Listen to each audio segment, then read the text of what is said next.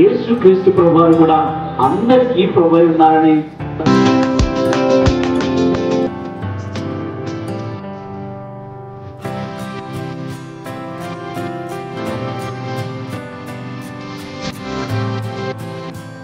దావీదు కుమారునికి hosanna hosanna.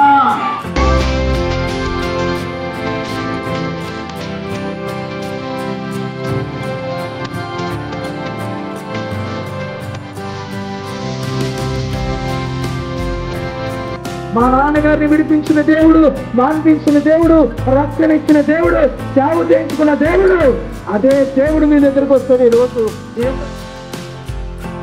నీ కొరకు ఆయన 39 కొరడాల చేత నలుగుగొట్టబడి ఆఖరి రక్తము మొట్టు వరకు చిందించి మరణించి తిరిగి లేచి నీ కొరకు చేతులు చాచి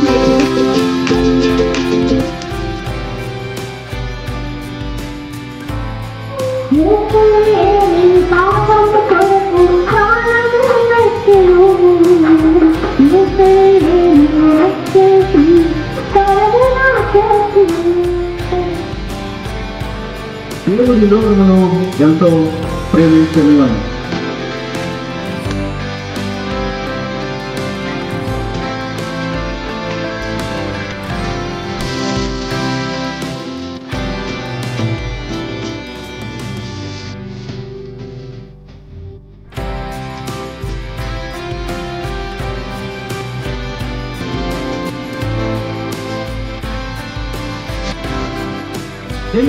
అప్పటి వరకు కట్టబడినటువంటి గాడిద పిల్లను రప్పించి ఆ గాడిద మీదకి యేసుక్రీస్తు ప్రభువారు ఎక్కి ఆ గాడిద మీద యేసుక్రీస్తు ప్రభువారు వెళ్తూ ఉంటున్నప్పుడు గాడిద ఎంత పొడుగైతే నడిచిందో ఆ పొడుగంతటికి కూడా ఆ దారి అంతటిలో అక్కడున్న ప్రజలు పట్టు వస్త్రాలు పరిచారు.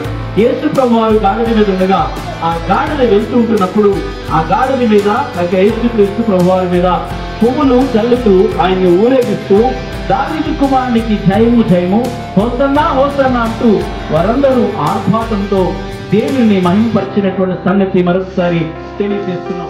ఈ రోజు కనుక నీ హృదయంలోనికి యేసుక్రీస్తు ప్రభువుని ఆహ్వానించగలిగితే ఇది మొదలుకొని నీ జీవితము నూతన పరచబడబోతుంది. నూతనమైన జీవితం ప్రారంభించబడబోతున్నావు.